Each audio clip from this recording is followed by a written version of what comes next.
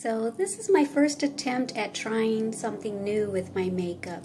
I used green underneath my eyes as well as in the tear duct area, and I tried two different shades of eyeshadow on my eyelids and a charcoal gray on the outer corner, as well as I tried to contour my cheek. So this is one of my first attempts at that.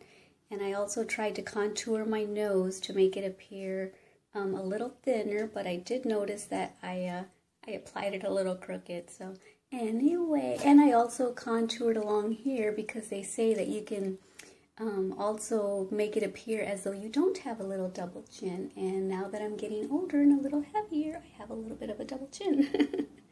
So anyway, this is my kind of like a little log or vlog of my me trying to learn so that I can possibly perfect it and teach it on my Glam It Up with Glama channel.